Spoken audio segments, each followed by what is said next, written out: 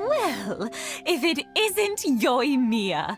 Come on in, dear. Come and take a seat. Are these two your friends? Yes, they're travelers from afar. Outsiders have a very difficult time getting into Inazuma nowadays.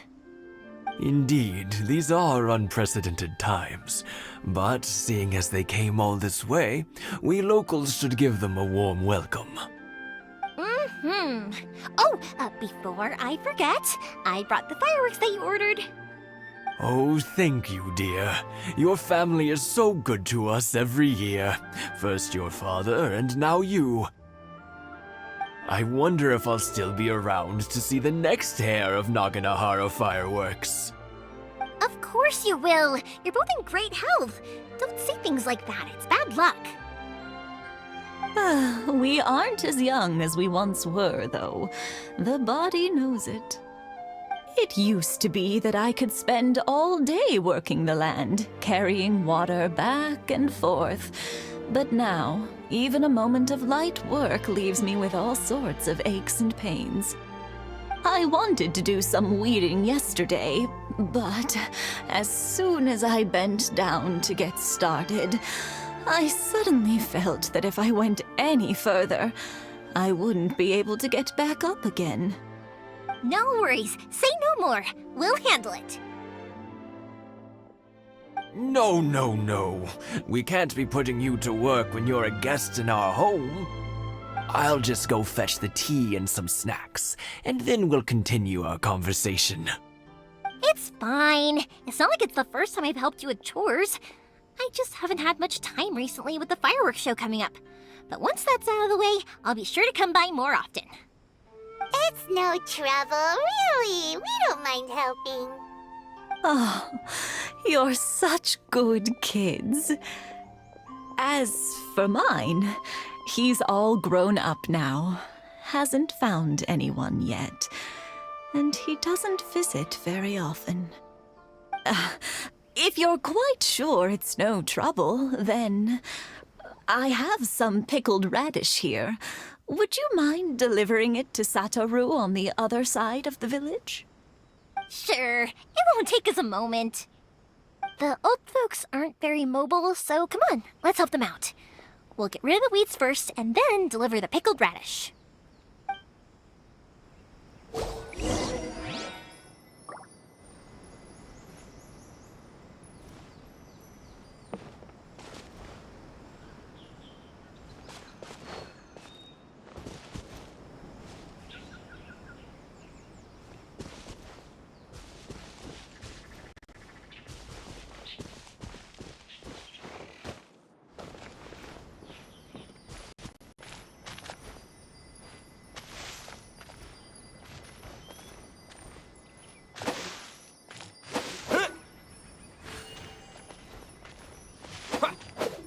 Yeah.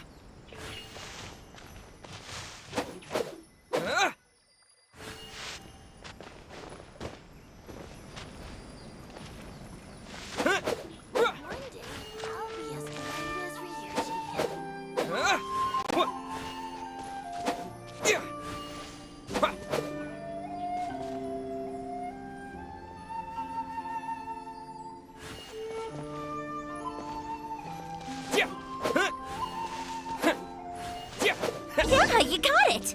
And that should just about do it. Satoru is on the other side of the village. Let's go see him now.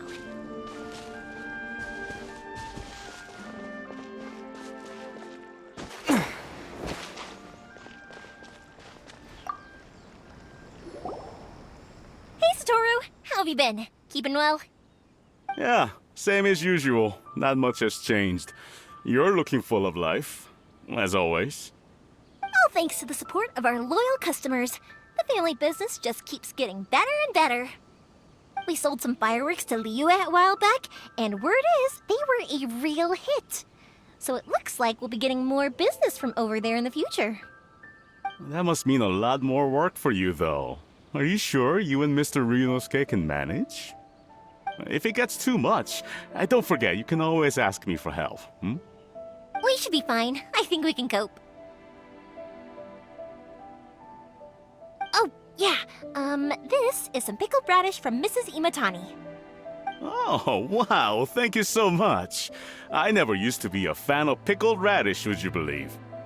But then I tried some of Mrs. Imatani's homemade stuff and I couldn't get enough of it. It's a family staple now. Speaking of your family, how's everyone doing? They're doing well. We have the occasional heated argument, but I guess that's every family ever.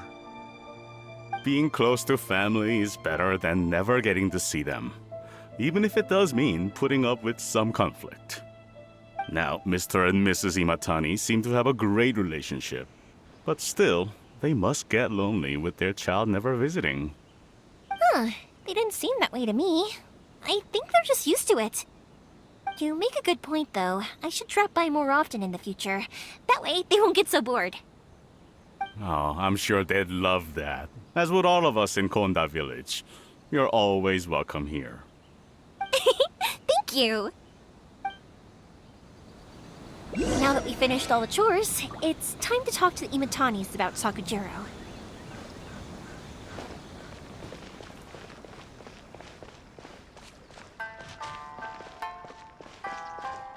Grandma, tell me another story.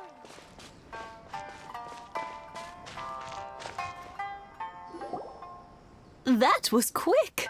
Ah, young people are so handy. Younger people have bundles of energy, and older people have a wealth of wisdom. Each have their strengths. Speaking of youth, do you know what? It's been 50 years this year. Oh, so it has. Goodness, how the time flies. You barely notice as the years go by, but then suddenly 50 years have passed. 50 years since what? Some important day? Well, if you must know, it was 50 years ago, back in the days when this young lady was still trying to win me over, that... Oh, stop trying to impress them. We both know you were the one who was hopelessly smitten and desperately trying to win my affection. Well, maybe you're right. 50 years ago, I proposed to my wife at the Naganohara Fireworks show. We've been together ever since. To tell the truth, I was still a little uncertain. I wasn't sure what I was doing when I walked into the Naganohara's shop and ordered my firework. Even as it was rising up into the sky, I still had no clue what I was going to say. But then it exploded, the sky lit up. I looked back at her and saw her eyes twinkling in the light of the fireworks. Before I knew what was happening, apparently, I'd already said it. And, well, she'd said yes. 50 years. In some ways, it's a long time. In others, it's no time at all. Really, it's just a number. But 50 years of being together, now that is something worth commemorating.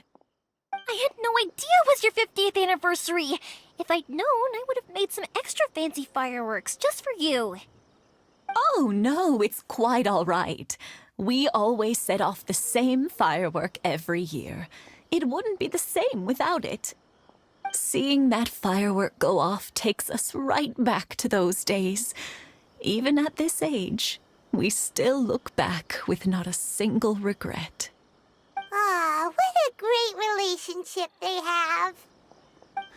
Enough about us, though. Yoimiya, aren't you busy with the fireworks show coming up? Was there something you needed to discuss? Yeah, it's a difficult thing to talk about, but here goes.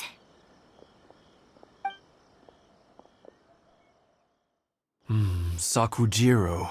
So he came back. Huh? You know him?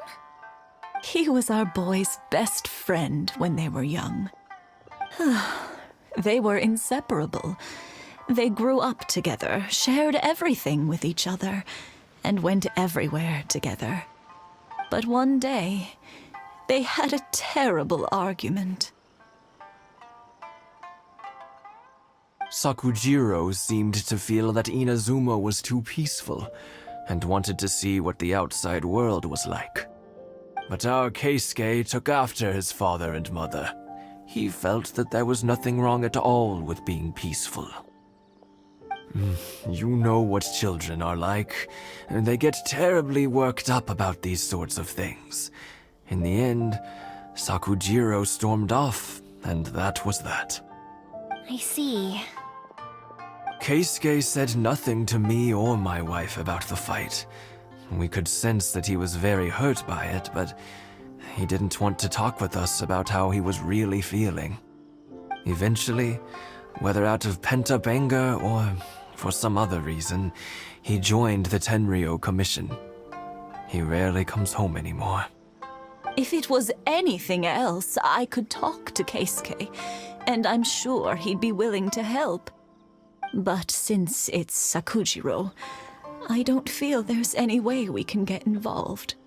What a strange coincidence. Who'd have thought? I understand now.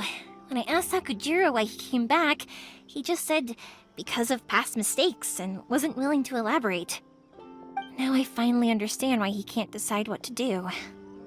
Two best buddies in childhood. One grows up to join the Tenryou Commission, the other grows up to join the Tenryou Commission's most wanted list. Well, no worries. If that's the case, then never mind. We can find some other way to help Sakujirou. There's no need to make things difficult for you. This sounds like something for Sakujirou and Keisuke to resolve between themselves. Yes. It'd be so nice if they could go back to the way things were. I think after all these years, they ought to let go of their grudges. Well, can't say we didn't try. I'll let Sakujirou know after we get back.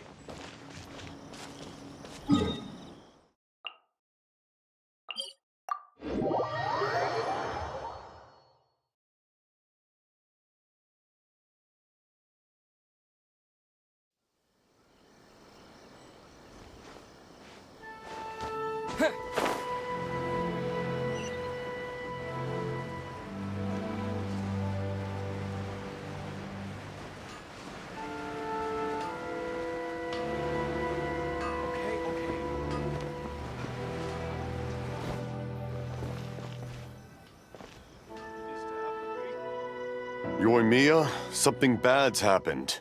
Some people from the Tenryou Commission came by. Huh? Why? Do they know? Pops, are you alright? They didn't do anything to you, did they?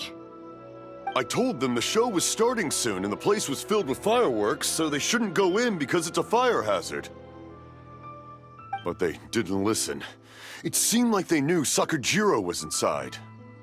Luckily, Sakujirou heard them coming in time and managed to escape through the window. The Tenryou Commission wasn't able to capture him. Oh, this is bad news. I don't think Sakujirou had enough time to make his mind up. Pops, did you see where he went? Oh, the Tenryou Commission will definitely be chasing after him. Good point. Names. Reading names. Suddenly showing up like this, surely it must be Keisuke's doing. The Commission wouldn't normally cause this big of a fuss over a stowaway.